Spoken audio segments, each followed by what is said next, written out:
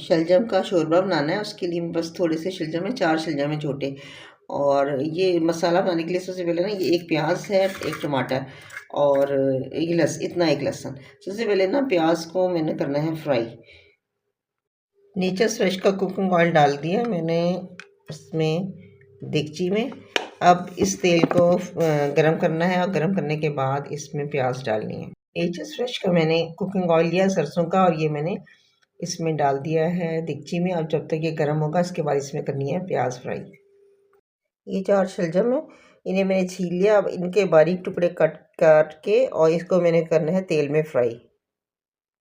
शलजम को धो के काट लिया। अब इसे फ्राई करने से ना 10 मिनट पहले ज़रा सा नमक छिड़क के रखना है ताकि इसका कसीला पानी निकल जाए। फिर इसको धो के छान के फिर फ्राई करना है।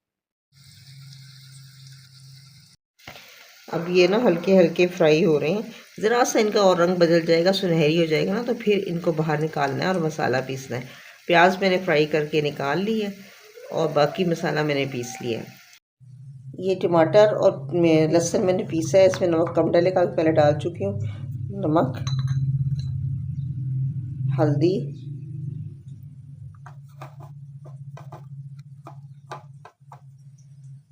धनिया,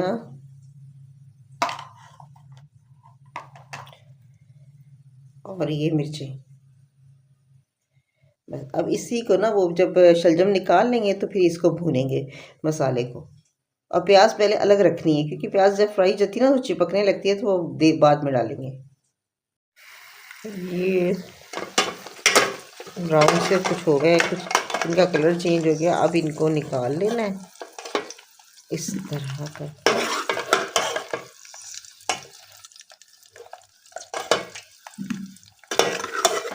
और फिर मसाला भूनना है ये करके ना, ये सब निकल जाएगा। फिर मसाला थोड़ा सा ज़ीरा डाल के मसाला भूनना है। जब इसमें ज़ीरा कड़कड़ाएगा ना तो मसाला डालना है। अब ज़ीरा हो गया, अब ये मसाला डालना। अब इसको भूनना है, इसकी भुनाई अच्छी तरह करनी है। इतनी करनी है कि दाना दाना सा हो जाए। फिर शलजम डाल के भूनना है और उसके बाद हमने इसको पानी डाल के जितना शोरबा रखना है उतना रखना है। मसाला बहुत अच्छी तरह भुन गया है, तो अब मैंने इसमें डालने हैं ये शलजम और इनको भी दोबारा भूनना है। इनको इतना भूनना है हमने कि ये इसमें मसाला रच जाए। अब ये शलजम भी ना बहुत अच्छी तरह भुन गए।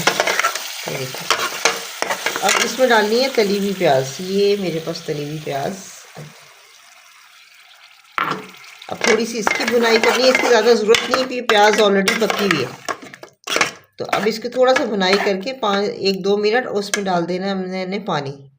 शोरबा जितना रखना है, जितना हिसाब से रखना है। मज़ेदार किस्म का ना ये शोरबा तैयार है। और इसकी शलजम देखें गल गई हैं और शोरबा मैंने इतना गाढ़ा रखा है। ये आपकी अपनी मर्ज़ी कितना करना है। चलिए इतना शोरबा।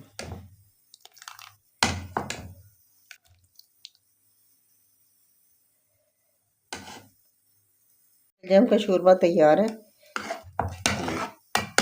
इस तरह। बस अब इसको सर्व करना है।